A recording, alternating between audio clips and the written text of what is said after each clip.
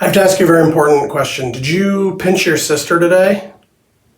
Welcome to 5-Minute Gospel Reflections. I'm Dr. Ben Safransky, and today we're talking about the letter of the law versus the spirit of the law. In this gospel passage, right at the beginning, Jesus tells us what is at issue. What is at issue is our righteousness. Well, classically, the word righteousness actually refers to a person's uprightness in relationship with God. And for the Jews, that relationship, that uprightness was determined primarily by how well you fulfilled God's law, especially the law written down in the Torah, what we call the Pentateuch, or the first 5 books of the Bible. So our righteousness, our relationship with God has to be better than the scribes and the Pharisees. Well, in order to figure out if we're better than them, we should know who they are. The scribes and Pharisees were the people within the Jewish world whose job was to take the written word of God as it was preserved in those books that we talked about, especially Exodus, and to interpret it for everyone, right?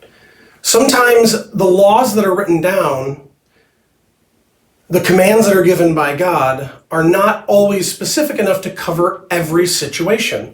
So how are we supposed to know how to apply the laws to our everyday lives? Well, that was the job of the scribes and the Pharisees. They were sort of like biblical scholars combined with spiritual advisors.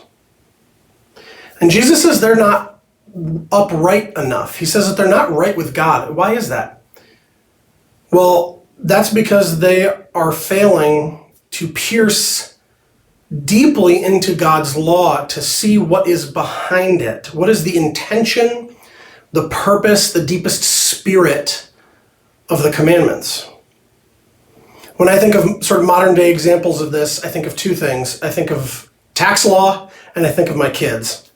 One example of this kind of thinking to me is someone who avoids paying the taxes that they should by finding loopholes in the law, right? They may be technically following the law, but they're not following the spirit of the law or the intention of the law, which is to make sure that everyone pays their fair share to cover common expenses. Also, my kids, this is an easier one for me to think of. Sometimes you'll give a kid a rule, and rather than seeing through to the spirit of it, they figure out how they can technically follow it, but actually do what they want.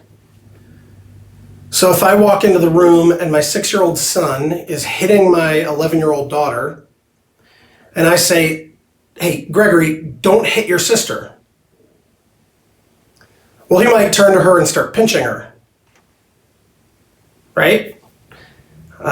Well, the spirit of the rule I gave him was don't hurt your sister. And he found a way to follow the letter of the law without following the spirit. For me, the commandment that I think I have the hardest time living the spirit of is the commandment to keep holy the Sabbath day. And the church tells us that this commandment means that Sundays should be saved for family, for recreation, for prayer, for church, and that we shouldn't do labor on Sundays other than what is necessary for the good of our family. And I get around this by playing with, well, what is necessary for the good of my family? I didn't do the yard work on Saturday. I have to go to work on Monday, so I've got to mow that grass on Sunday. So I know that I need to work on keeping holy the Sabbath. And I want to challenge you this day to think about the 10 commandments, maybe meditate on them for a moment, and how you live them out. And maybe think about if there is one commandment that in your heart of hearts you know you might just be living on the surface and not getting to the deeper spirit of it. What is the deeper spirit of that commandment? What is the point of that commandment? Think about that, take it to prayer.